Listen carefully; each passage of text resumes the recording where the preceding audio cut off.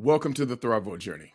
We're a new podcast dedicated to empowering entrepreneurs to uncover and embrace their purpose here on Earth. As multifaceted human beings, we strive to navigate our financial, mental, physical, and spiritual well-being. And that's what this podcast is all about. We're here to inspire, uplift, and equip you with the tools to thrive on your journey to greatness. All we ask in return is your support. 1, subscribe to our YouTube channel, or 2, download the podcast from your favorite platform. Your engagement, it helps us grow and attract incredible guests who will enrich your life with valuable insights and wisdom. Now, in turn, we promise to keep bringing you content that enlivens, edifies, and elevates your journey, not just as an entrepreneur, but as a human being. And with that, I want to thank you for being a part of the Thrival Journey. Here is, well, how can we mitigate that? How can we live in the here and now? How can we be present? How can we be available? How can we be centered and grounded in the here and now, as Eckhart Tolle might do? And, there's a number of things. Number one, be careful what you bring into your body. Be careful what you bring into yourself. Be careful what you see, what you hear, what you taste, what you feel, what you smell. Be careful of all those things. Be careful what you're breathing in. So, take in only healthy things as best as you can, and then, do healthy things, and don't do stupid things, and don't do unhealthy things, and don't take in toxic things. And, that's one start. One start is to watch what you're who you're hanging out with, who and what you're hanging out with, and what you're accepting inside of that vessel you call yourself. So let's just assume that the two of us have a human frequency. Mm-hmm. In order for me to connect with you, the closer I am to being unadulterated by the mud or the cobwebs or the rust that can accumulate over time, the possibility exists that as I become clear to my own core self, if I, look, over time, we have learned how to pretend to be someone that we're not in order to protect the person that we are. And that just doesn't work. I mean, beat up, bullied, and dunked on. Beat up, bullied, and dunked on. Bullied and dunked on. Yeah. Let's get it. What's up, journeyers? Welcome back to the Thrival Journey. Today, we're diving into a powerful topic: being present in our lives with mental health. Think about it. So many of us are either stuck in the past or anxiously planning for the future. And that often keeps us from fully experiencing the here and now. But what would it look like if we learn to live mindfully and stay present on our journey? Well, today we have the perfect guest, I believe, to help us explore that topic, Dr. Fred Moss. And now, Dr. Fred Moss, let me introduce him a little bit. He is a pioneering psychiatrist, mental health advocate, and visionary with over 40 years of experience. As the creator of Welcome to Humanity and the True Voice course, he empowers people to discover and express their authentic selves. He's also the author of Creative 8, Healing Through Creativity and Self-Expression, and Find Your True Voice. You may have even heard of him on over 150 podcasts he's been on, and he shares his unique approach to mental health and breaks down stigmas in that field.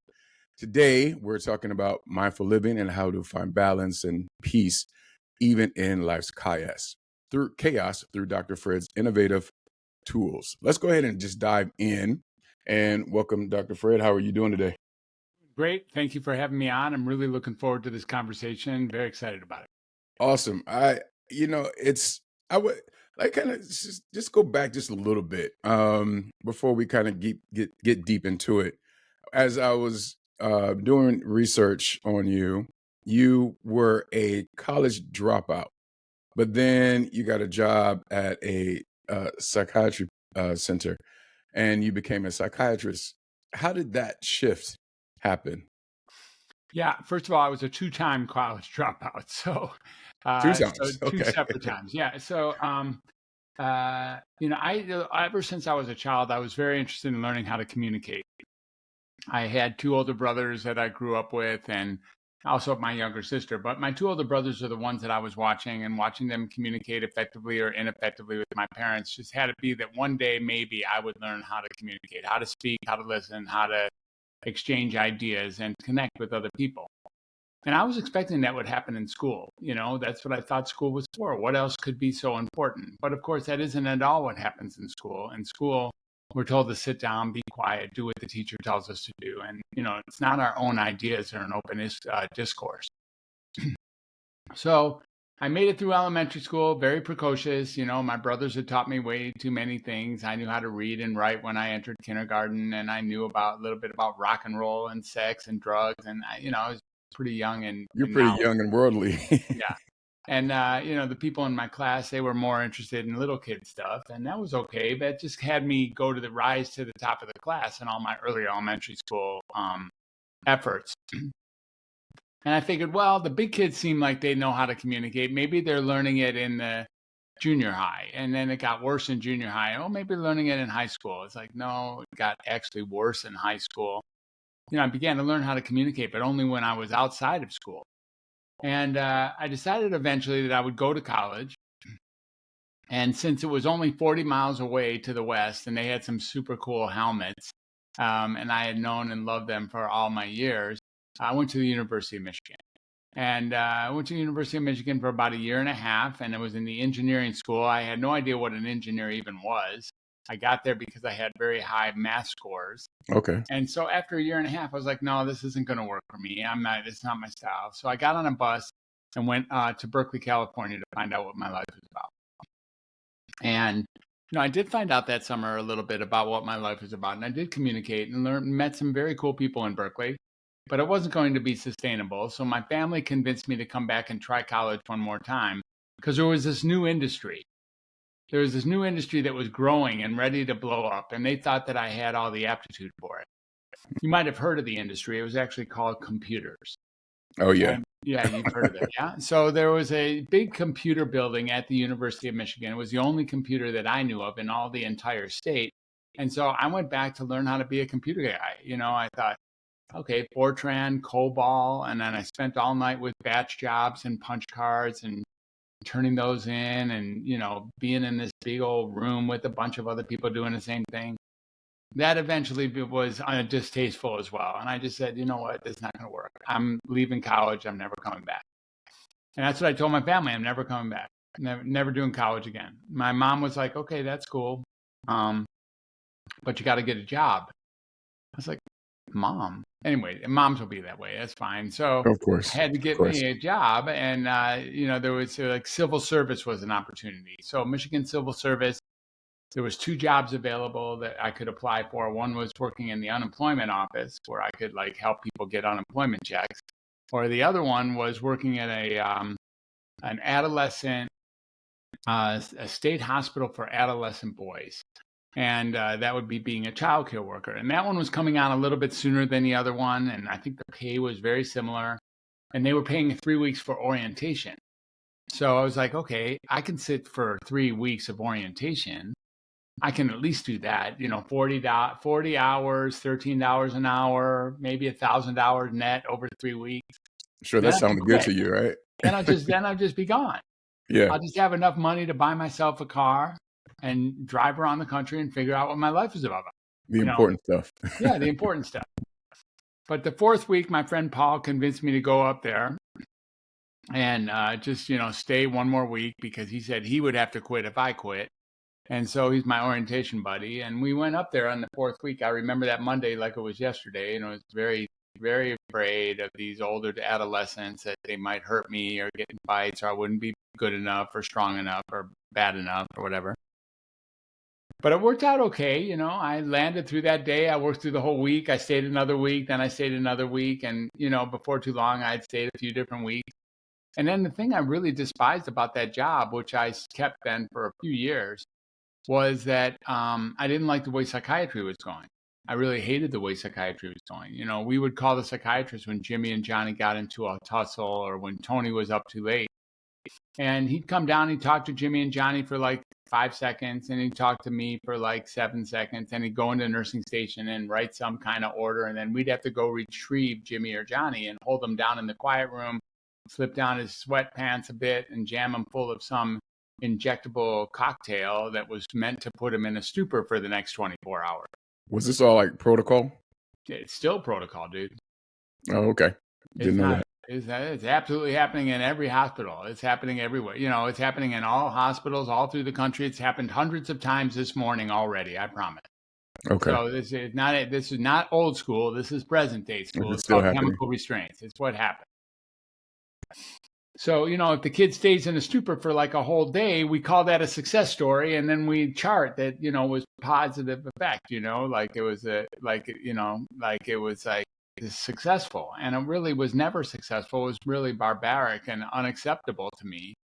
But I knew the communication was really where it all was. And I decided to come into psychiatry. My brother was already a psychiatrist, 14 years older than me. So, I decided that I could come back into psychiatry and bring communication as the central feature, as a central feature. But what ended up happening is while I was in medical school, I applied to medical school. I got accepted to a great medical school in downtown Chicago at Northwestern University. And I really got to really deeply enjoy Chicago. And I arrived there in 1984. And you might know there was another dude who arrived there in 1984. He was ward number 23. And so I had season tickets for the Bulls all 4 years of medical school, and I went there 16 times That's a year. lovely. So I got to watch Michael from rookie up, and really had a great time. And that's a good plus.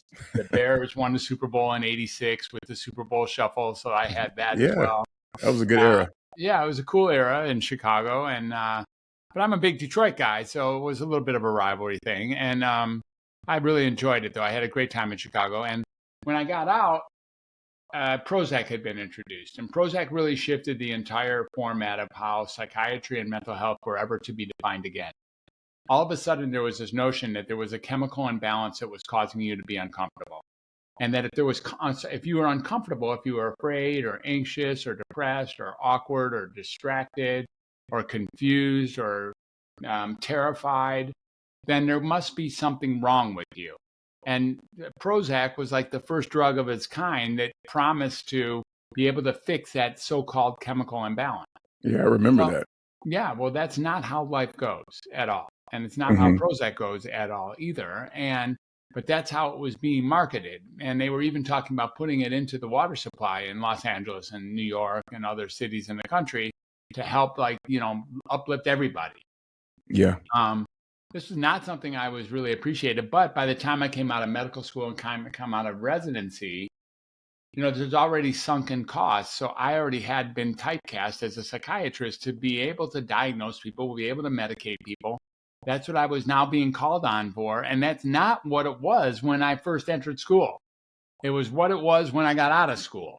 And so, and now I was really being asked to be a psychiatrist in the formal way. If you ask people now, what's the difference between a psychologist and a psychiatrist? They will say, oh, yeah, the psychiatrist is the one who prescribes medicine. So I hated prescribing medicine. I never liked it. And I've written over 100,000 prescriptions in my life. And I haven't really enjoyed any of those prescriptions. I've not been aligned with any of them because I don't ever think that it's the proper first-line treatment for anything.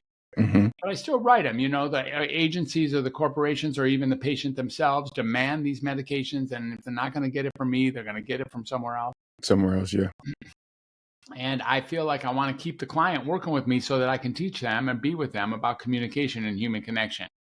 So for many years, I lived duplicitously. There was a lot of soul sacrifice. There was a lot of, heartache, a lot of headaches.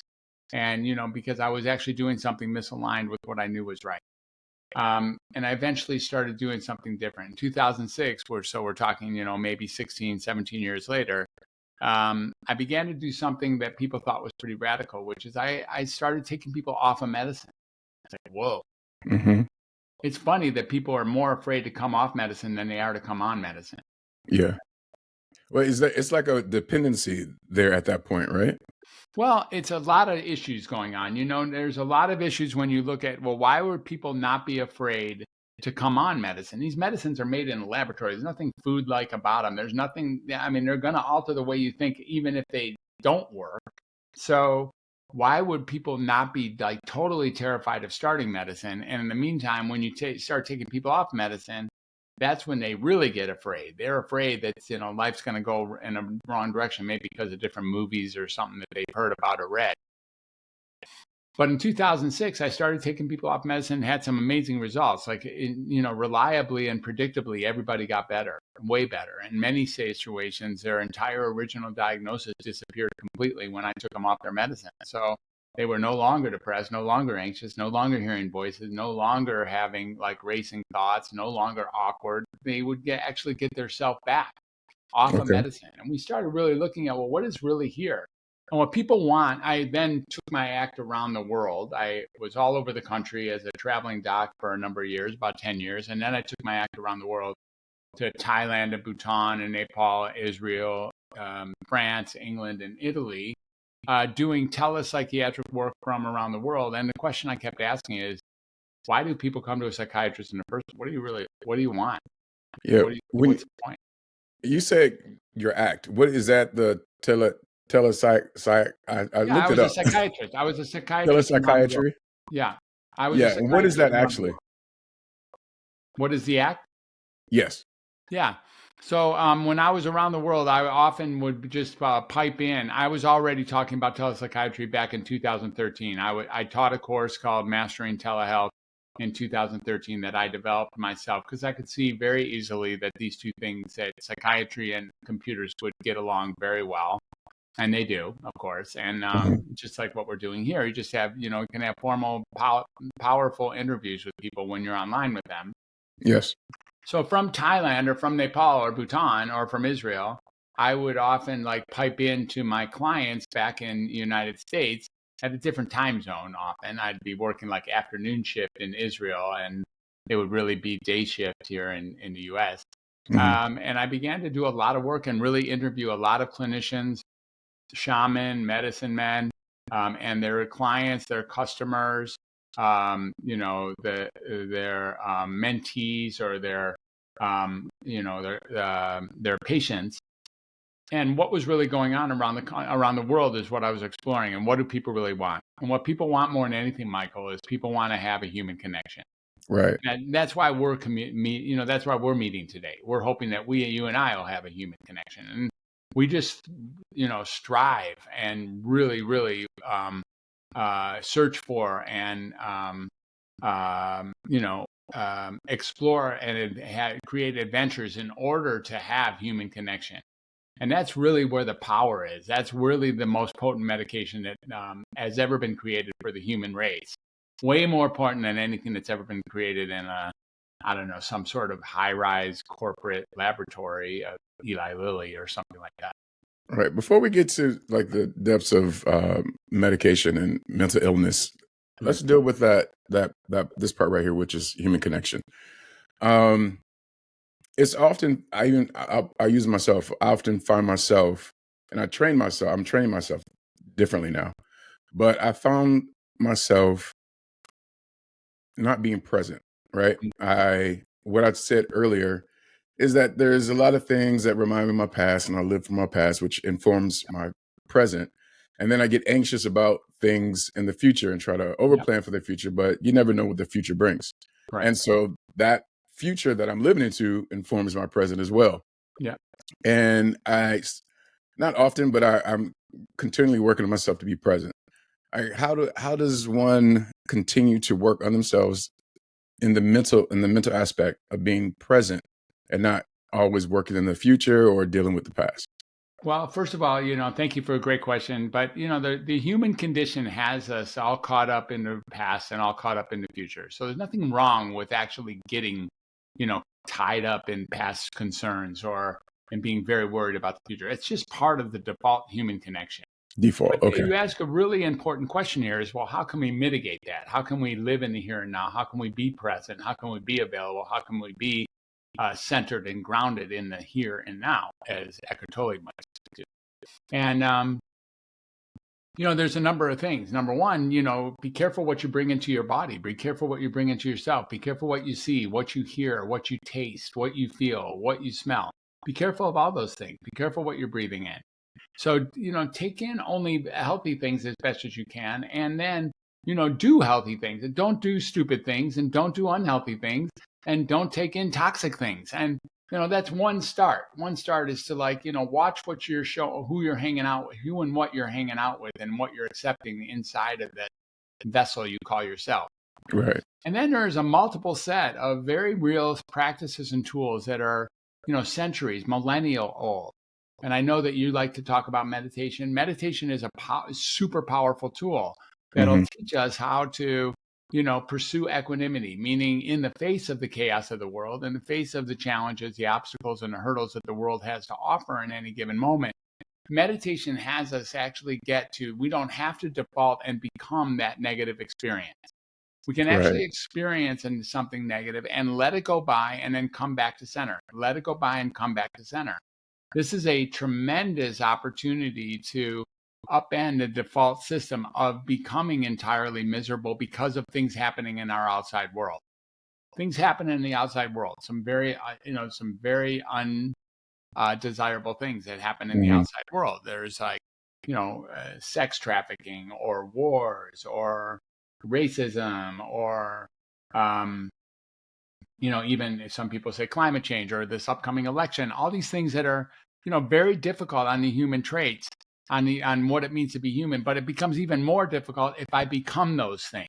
Instead of seeing them happening to me and then calling myself back to center, which is what the meditation practice is really about, allowing us to have our thoughts, have our feelings, have our emotions, have our physical sensations, let them go by, and then call ourselves back to center. Just realize that those are happening out there. I am here, and I don't have to be entirely thrown off my safety space just because of things going on in the world. Do you think that people can meditate with their eyes open and still dealing with what they're dealing with in the world? So let's just to say if they're at work and all these traumatic things happen or something traumatic happens, but in the midst of all that chaos, they can still find themselves like meditating with their eyes open and still being present. Yeah, I think you can. I think that having your eyes closed is not an absolute necessity in most powerful meditation. The idea is that you have a center space somewhere to return to. And so, there's certain kinds of meditation. There's one called return to sitting, for instance, which is a meditation variant. And there's one that's based on listening as your attentive, focal, mantra-like focus. So you might be like just listening to everything that's going on in the world and having that be your mantra. Or your touch points, like what's touching the ground. Even as we both sit here, my feet are on the ground, my butt is on my chair, my elbows are on the armrest, and my back is against the back, and I can actually focus on those things. So for sure, in a brief period of time, just to deal with the chaos of any given moment of life, you can always just kind of bring yourself back. Maybe not a 20-minute full lotus, close your eyes, Sanskrit mantra session. But you can certainly benefit from, especially if you have a practice in place. You have to have a practice in place, and then you can tap into that experience. That's awesome. You talk about also about people expressing their true, authentic selves. Is that something that is part of the true voice methodology? Can you talk about that? Yeah, it is really, really important. So if we're going to humanly connect with people, if we're going to connect through our human intervention, through resonating harmonically with another human being, it's going to be really important that we actually capture our own frequency of what it means to be human for us. So let's just assume that the two of us have a human frequency. In order for me to connect with you, the closer I am to being,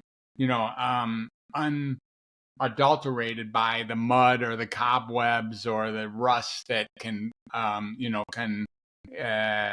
accumulate over time, the possibility exists that as I become clear to my own core self, if I, look, over time, we have learned how to pretend to be someone that we're not in order to protect the person that we are. And that just doesn't work. I mean, not only is there's so much, there is so much work that's actually involved in trying to make that happen, trying to pretend to be somebody else. And it's absurd, it's ludicrous, it's preposterous, and it's ineffective at the same time.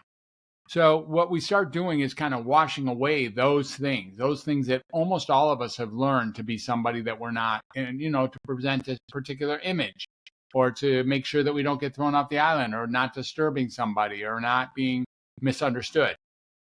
So we're generally afraid of losing who we belong to, the groups that we belong to, and we're willing to start saying things that even we don't believe.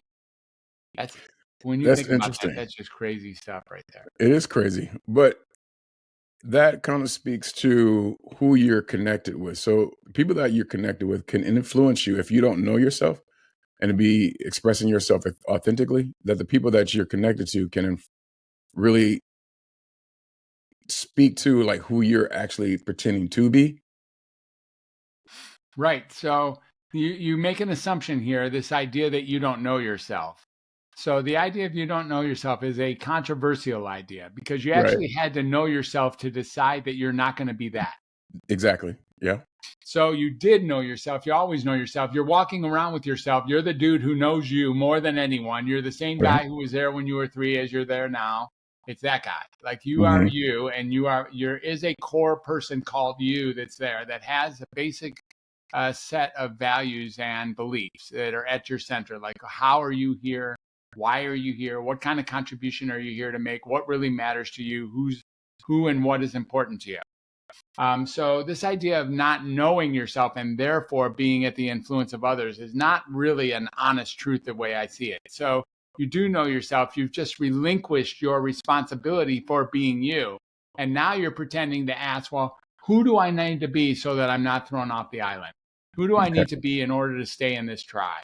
And that's a different truth than I don't know myself, because I don't believe that people really don't know themselves. I just believe there's a lot of muck and haze and rust and cobwebs that have, mud that have covered over who that self is of yours because you've been afraid to expose that to the human race, instead pretending to be someone else in this, faulty way to protect yourself from others. Just to follow up, I agree with you. I just wanted to kind of just bring that out so that it's more understandable because I knew I understood it, but Yeah, that's the way I phrased the question so I could understand it. yeah, for And so sure. the listeners can understand it more. Yeah. Yeah. Uh, in your early work, let's go back a little bit. In your early work, what influenced you on that the approach to the mental health and the psychiatry?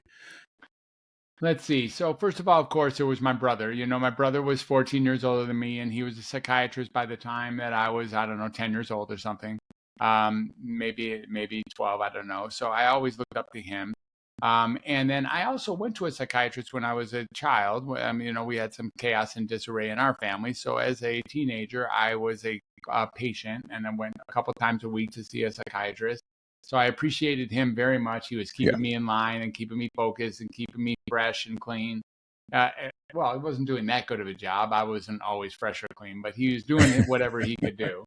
Yeah. And and then I'd say the biggest influence was definitely Fairlawn Center, the place I talked about that I got hired in 1980, and then moving on, just realizing that as I was medicating people and as I was diagnosing people, I was not doing them any favors, and they were often getting worse right in front of my very eyes, even though they might say I'm better, but they'd be like, shaking or scared or sad or muted or blunted, and they would say I'm better.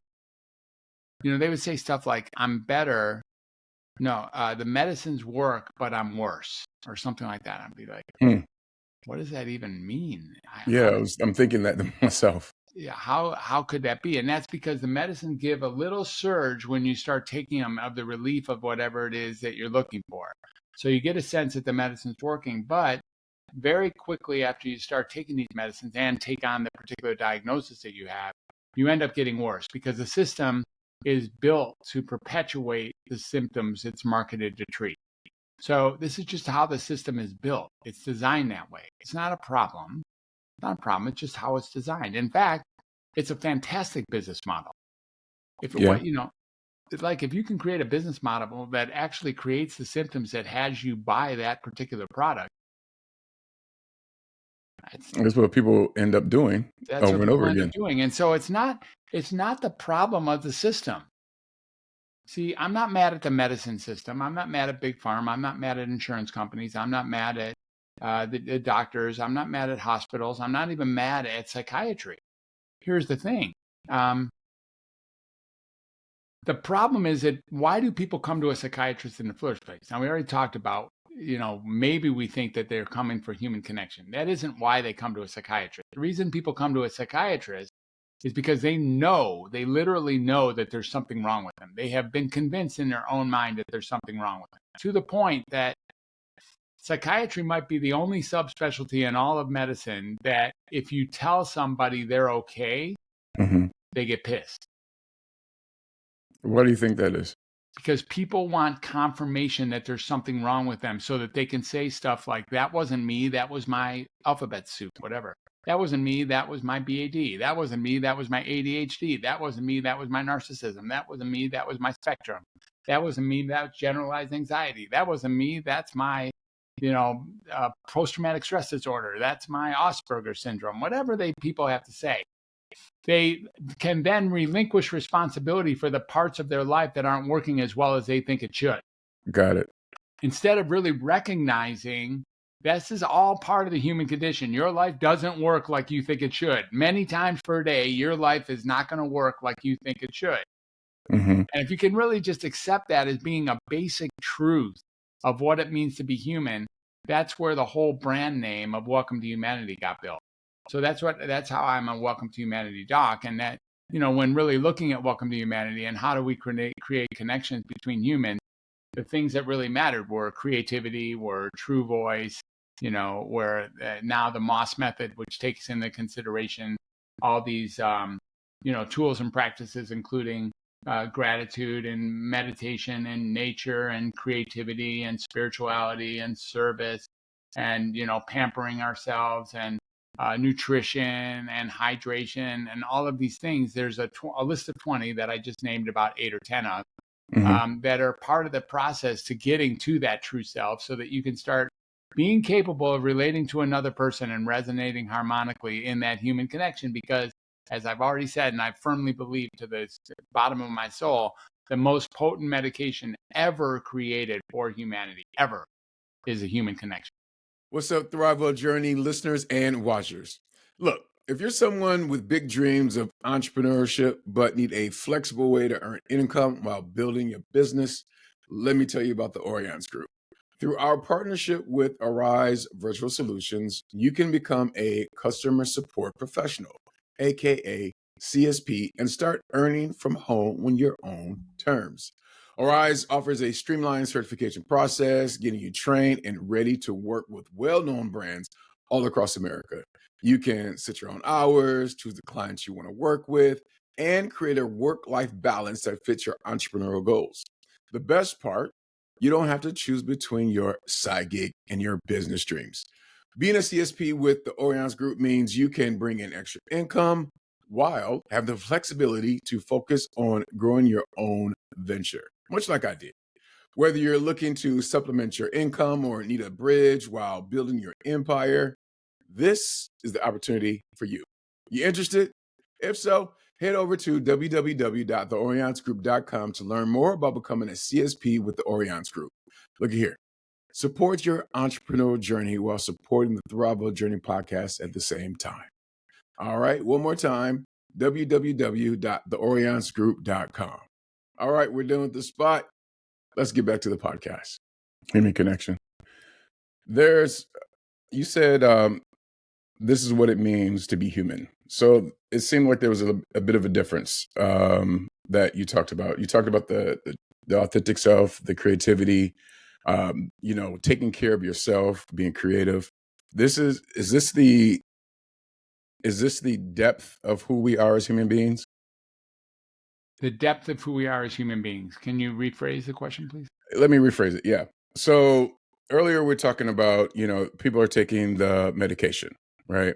Taking the medication and they want to use the medication to take blame off of themselves and put it on something else. No, this was about diagnosis more than medication. But so then it's not about taking medication so they can give it it's about accepting a diagnosis that there's something wrong. Diagnosis. Yeah. Okay, but then there's the other side of it, or what it means to be human is the more expressive part of it. Like you talked about like I said, the creativity and the human connection. Can you talk more about that and how how can we connect to that more Yeah. so? So, being human includes many, many, many difficult times. We have very difficult challenges and obstacles and hurdles to deal with every single day. That's part of the natural state of being human. Those things are happening. There is sex trafficking, there is wars, there is racism, there is, climate change, there is this elections and these divisive, um, um, topics that we get to deal with. There is argument, there is hate, there's some terrible things that are happening in the world. And that's just part of being human, is that there's going to be times when you feel anxiety, you feel depression, you feel afraid, you feel awkward, you feel distracted. You might even hear things that you call voices that are really just your intuition talking to you or something like that. That's all part of the natural state of affairs of being human. Now we start looking at, what about the things we can do to mitigate the effect of those things on our everyday life? Can we experience all those things happening and still live a rich and real life? That's the Right. real question. Can all those things going on, even some of those things that are almost unspeakable and intolerable, can they all be going on and have us live a powerful, rich, free life? And the answer is yes, we can, or at least we can approach that. And the way that we do that are these age-old exercises and tools that we talked about. The Mm-hmm. ones that you just mentioned again, gratitude or meditation or hydration or nature, creativity, spirituality, being of service, some getting along with our pets, or there's movements as Yeah. well. Maybe even your financial status, like squaring away your financial literacy so that you're managing your finances properly, can be an important piece of what it really means to be a steady individual in this crazy world. Mm-hmm. All of that is what it means to be human. So the disempowering aspects that are the default system is part of what it means to be human, as it is all the things that we can do to offset or to counterbalance those experiences of negativity and lower by negative vibrations that can happen and really take us off center. Got it. That makes a lot of sense. When people are disconnected from themselves, or not from themselves, but from the human connection, is that are those some of the ways that people can get reconnected? And Yeah. I'm talking about post-COVID, people are not as, connected as what it seems like they were before COVID. Mm-hmm. Yeah. So, generally it's fear again. That's what we're really talking about. Fear is a big, 4-letter word starting with F that gets in the way of a lot of what we do. And, we have been taught during that 3 or 4 year lockdown to fear people, to think that Mm-hmm. somebody else could give us a deadly disease, or to think that we needed to spend, don't get closer than 6 feet, or don't look at everybody's smile. You can't see anybody underneath their mask. And, we learned that people can be dangerous. We learned that people, that no longer agree with us. Like, and there's so many stories that as a psychiatrist I've heard about people, who no longer talk to their family members or no longer talk to their friends because they disagreed about a particular topic. And, it can be any of the topics that are out there. It can be Mm-hmm. election, it can be vaccines, it can be, any story. And, we were friends until you said that. And now when you said that, I'm going to never talk to you again. Yeah. And so, that's a pretty big price to pay for speaking up in a true voice. On the other hand, if you have a friend who's going to dump you if you say a certain thing that you believe, then they probably weren't your real friend in the first place, despite what you really thought. So what this really offers, what these practices really offer, and what this emphasis on communication really offers, is a way of getting that this is all in the human experience, and there is a way to actually love, appreciate, and deal with authentic people who might already be in disagreement with you. So have you ever noticed that someone might say something that's diametrically opposed to how you think of things, like totally different? You think X and they say Y, and you're like, Yeah. I'm not aligned with you. Right. Yeah. But if they're authentic, if they're actually speaking from their core truth, if they, supporting what they say with a level of, emphasis on their own genuineness, you can actually deal with it. Mm-hmm. Because authenticity can carry its own weight, basically. And so even though that person is saying something that you flat out disagree with, if they're saying it from their heart, and they're saying it with their authentic, genuine self, you can actually tolerate it and even listen to it. It's when people become lying and inauthentic, which unfortunately we've all learned how to do, that it becomes much more unpalatable. Right. That's interesting. Why do you think that people are more so like that now, where they can't connect or reconnect or have these disagreements and then be okay? I remember, I mean, back in the day, we could disagree, but then the next moment we'll be fine, like, Yeah. whatever, and then you keep on going. But now it's just a total, like, I'm going to shut you off, I'm going to erase you, I'm going to get rid of you because you don't agree with me. Right. Yeah, I think it's become sort of a social norm. It's something, it's very highly, deeply unfortunate. It's deeply unfortunate experience that it's become more kind of sort of more global or a collective way of looking at things.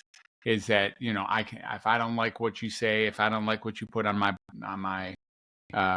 Social on my media or something. social media feed Yeah. or something, then I'm just going to erase you. And because we get to turn on and turn off people, it's almost like we treat people as if they're TV stations.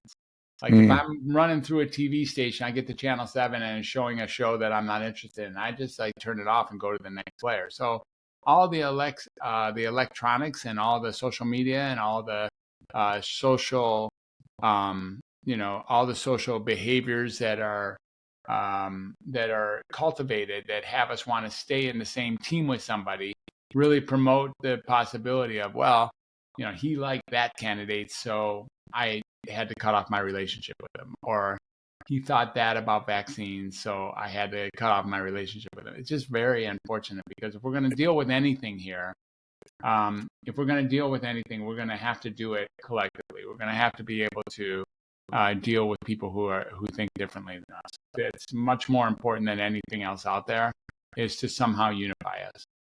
Yeah. What do you think that unifying piece would be? So I wrote an article that was an award-winning article in 2019 called Global Madness, What We Must All Do to Unite. And that won the best article of the year for the Conference for Global Transformation.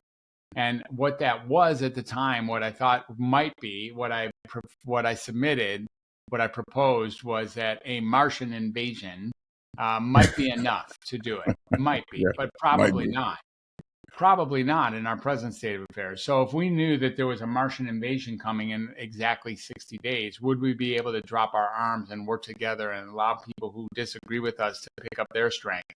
Or would we stay fighting with each other and let the Martians take over the Earth? And I think if we could pull ourselves out of our present holes and actually begin to work with people that we disagree with on important issues, and actually respect them for who they are and who they're not, then I pity the Martians. I think the Martians wouldn't have a shot against the human race that would unify. I mean, we'd totally annihilate any threatening influence if we could work together, because humans are freaking tremendous. Yeah. Yes, we are. Yeah. Just kind of going, that kind of lets me think about your methodologies with Creative 8 and True Voice. Can you what shaped those approaches? What was the last question? What shaped the approaches of Okay, what Creative shapes 8? those approaches? So the Creative 8 is what I learned over time was that, when communicating and in the effort to create a human connection, that when people were involved in performing arts or visual arts, like art, music, dancing, singing, drama, cooking, writing, and gardening, which are the original Creative 8, when people were actually finding themselves involved in those activities, their sense of despair, their sense of discomfort, their sense of unpleasantness goes away while they're involved in the art or the music or the dancing, Mm-hmm. singing, drama, cooking, writing, gardening. So the encouragement was take 1 minute every day and pick 3 of those. So like 3 minutes total, and just get started with 3 of them. Like just go ahead and do some art for a minute, even if it's tracing, it's fine. Or do some music for a minute. And if that's banging the side of the table with a pencil, that's fine. Like do some dancing, like, go in your room and close the door. No one has to see you. Just turn on some music or not, and just dance for a minute. That opens up those pathways and leaves open the possibility of a release of some of the so-called symptoms you think you have. And when that happens, you start to realize that when you're done dancing or you're done singing or you're done doing art or music or whatever, you now have a choice to go back to who you were before you started doing the art or not. You don't have to be like snap back to the depression you had before you started doing the art. You can actually choose now, because you've been released, to really reduce, if not eliminate, the depressive experience you thought you had going into the activity. As I'm listening to you say that, there's me being a creative person myself, being an actor. The first part is when I get to work as an actor and experience like life through somebody else's words, I feel this, I don't know, transcendence when I take on someone else. But then when I'm not doing that and I'm in a space where I might not be feeling great or almost depressive, I would say, I do get into music, and music really helps take me away from that moment. Dance is one of the things I love to do. I like dancing. It takes me out of, just takes me to another space. And what is that happens when we're actually in those creative spaces? Yeah, I'm not really sure how to explain it 100% physiologically. I think that's what you're asking. I think what really happens is we get a sense of our self-expression being purified.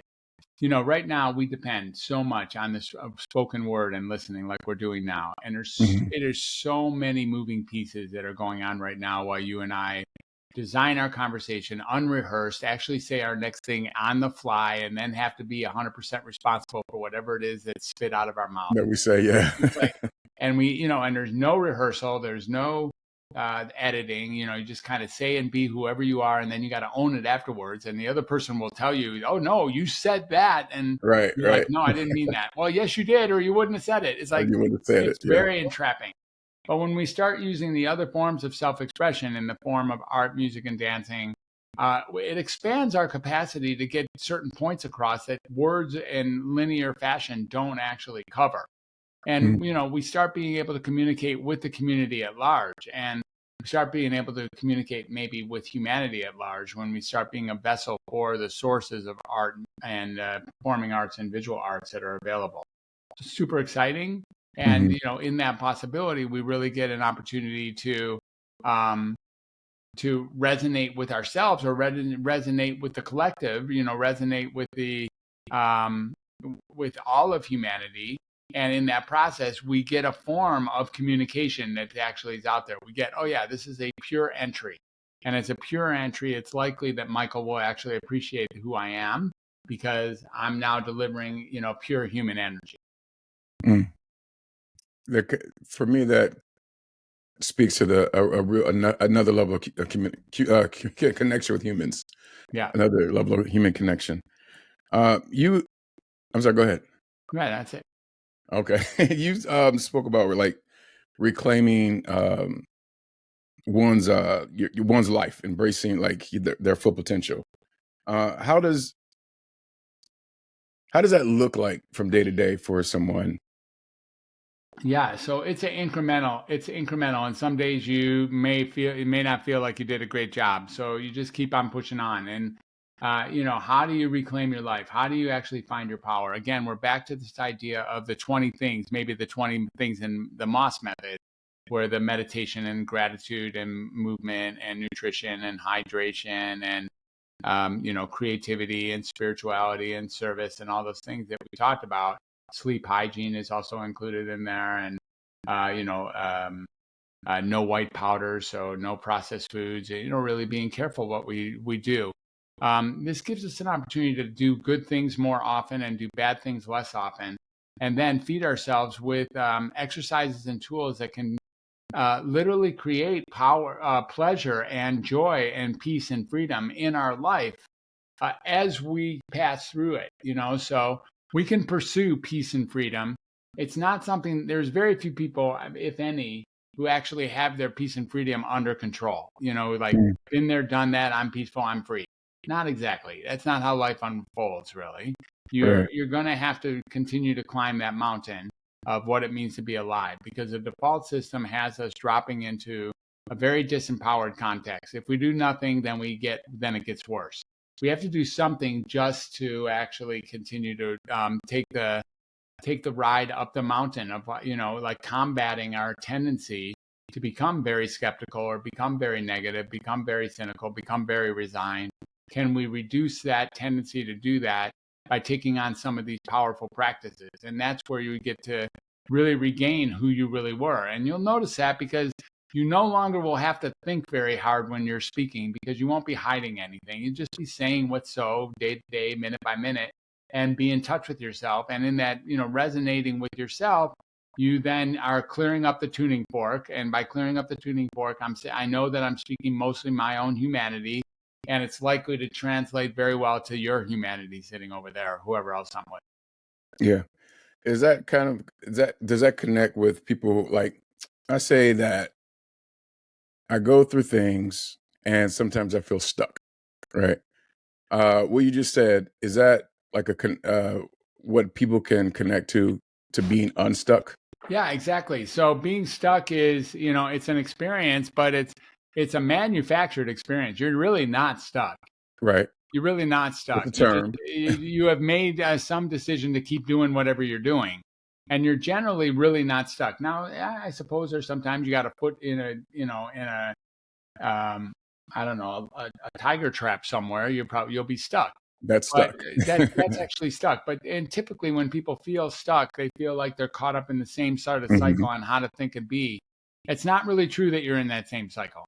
That's you being really caught up in something about your future or your past. And when we start looking at what it really means to be alive and free and open and available and, present and curious, you start seeing that your choice for what to say or what to do next about anything goes like thousands of different choices of what you could say or be or do in any given moment. So when you start realizing that, you start seeing that even being stuck is just a story that can be annihilated very quickly. It's a story. And there are things that informs those thoughts, right? Yeah. Yeah. I mean, I think that again, it's a collective notion that being stuck is like something that is accepted by others. So when I tell you I feel stuck, you're like, oh, I know how to feel stuck too. And then you might even support me being stuck. I got troubles with my wife and trouble with my kids and trouble with my money and trouble with my job and trouble with my relationships. And it's like, well, yeah, I feel stuck. And you're like, okay, that ends the conversation in some ways. Like or the outer, my environment is willing to support me saying that I'm disempowered. And in fact, I'm not nearly as disempowered as they say. I have several choices always. Thank goodness, by the way. It's not been true over all of time. But I have several different choices of how I can look at the same data and have it not be, overwhelmingly disempowering. So stuck is not real. It's just a story. It's just a story. It's just a story. Yeah. This is fascinating. I do want to get a perspective from you. When people are talking about work-life balance, do you believe in that thing called balance? You know what? I was just in a conference earlier today, and the leader brought up this exact topic. And what he said, which I think I agree with, is that you're only looking for balance if you're overwhelmed. Like if you have enough time, enough money, and enough magic going on in your life, if you've created a life that is like, again, fiscally responsible, financially, literate, actually taking care of your finances, taking care of how you're balancing your life so that you're not overwhelmed and overspent in certain areas of your life, like time, like, all the time you're putting into your work or all the money that you feel like you have to make. Then you won't have to worry about balancing because you already have enough, and there won't be this like stretch on the edges. So I think that's really an important way to look at this. Do I believe in balance? I mean, the truth is many of us are overwhelmed and overworked and over caught up with things that we have manifested into our lives. And for that, I think that balance is really important. But again, when you're looking at balance, you're really looking at the tools and exercises that we talked about, meditation and, gratitude and yoga, Tai Chi, those kind of things that are actually in place to help us humans balance. Yeah, Yeah. I agree. For me, it was like when I think of the word balance, I think it's like I'm trying to fix, like I have work over here on the left, I have personal stuff over here on the right, and I'm basically trying to compensate on one side or the other if it's one's overworked and or overdone, and I'm trying to overcompensate on each one side or the other to create a balance for my life. Exactly. Mm-hmm. Yeah. Yeah. So, I can go deeper than we have, but I want to give you an opportunity to kind of give advice to someone. If these are like your last words on the podcast, what would be your advice for someone, or a story or something that you can give someone to Yeah. further their life, or what Yeah. advice would So you give? here's the thing, just believing that there's something wrong with you doesn't mean that there's something wrong with you. Just because you actually think there's something wrong with you still does not confirm that there's anything wrong with you. And just because a doctor has finally confirmed for you that there's something wrong with you still doesn't mean there's anything wrong with you. So what if you could go through life and realizing that there might be nothing wrong with you at all, and that there's never been anything wrong with you, and all that's happened is you've experienced some of the very real unpleasant experiences of what it is to be human. Like, it includes some very cold, very dark, very uncomfortable times to be human. Hello. Yeah. There's none of us getting through life without those times. And you can choose to stick to those times and say, no, I'm really depressed all day, every day. Okay, I need to tell you that there's a bit of a choice in that. Now, with all that said, there's a group of your listeners out here who's pretty sure that they've got the right diagnosis, the right treatment plan, the right medications, and the right therapist. And that's fine. Those people should keep doing what they're doing. If they don't want to shift anything out, if they're pretty sure this is the best it's ever going to get and they don't even want to hear about any alternative, they should keep doing what they're doing. Because that's what, if you reach that point anywhere in your life, you should keep doing whatever that is, for sure. Because it's hard to reach that point. If you really reach it, you're at the pinnacle. This is as good as it gets. My goodness, please keep doing it. But, for the people who aren't there, and there's hundreds of millions of people who feel underdiagnosed or overdiagnosed or mismedicated or undermedicated, overmedicated, et cetera, those people could really learn that maybe there's nothing wrong with you in the first place. And that's going to be a requirement to come off these medicines. So if you come off your medicine and you come off your diagnosis, and I'm called the undoctor because I undiagnose, I unmedicate, and then I undoctrinate people. The way you're going to have to do that is actually take into consideration that there may have never been anything wrong with you, even though you have been convinced that there was. That's the most important teaching. It's most important. So I was going to end, but I just want a little bit more from you.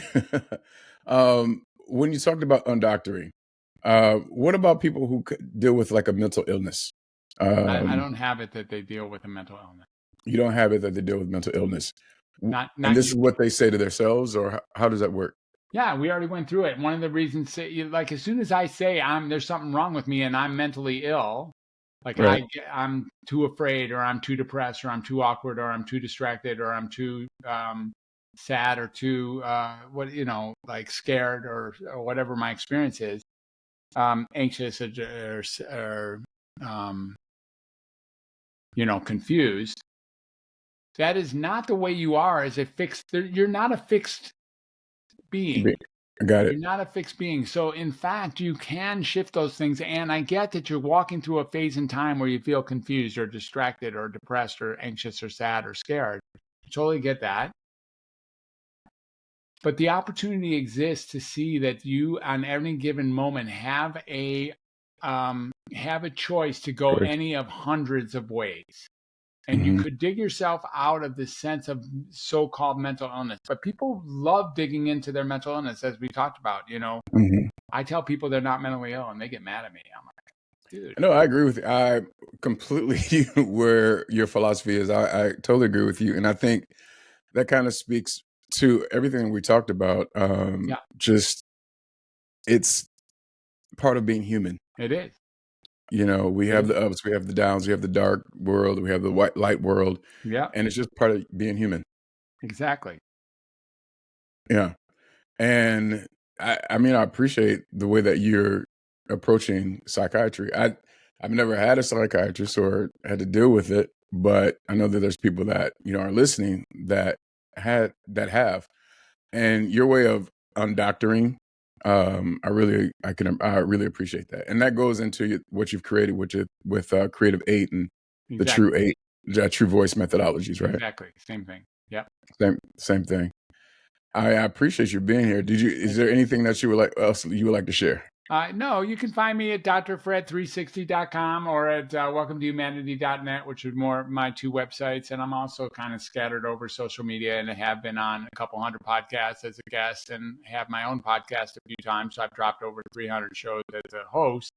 And I'm eager to talk to anybody about this stuff. You know, it's my passion. It's in the idea of really helping people find their own stability, including through fiscal responsibility and financial responsibility. I've recently got caught up in a way to really teach people how to fix their finances and how to make it that they can be stable in any environment without any fear of losing money and actually getting themselves stable and even an opportunity to create multiple revenue streams is something that I'm really interested in as well as part of the Moss method. So that's sort of the next thing that I'm on. Well, I've learned a lot. And just talking to you just opened my eyes up to, you know, just the presence who we are as human beings on this planet. Yeah. And I appreciate you being here. And for all you journeyers, if you have not connected with us, you can connect with us on Instagram or on Facebook and just look up The Thrival Journey and you'll find us and connect with us there. Dr. Moss, again, I thank you for being here and we'll talk to you later. My pleasure. Thanks for having me. It's really been great.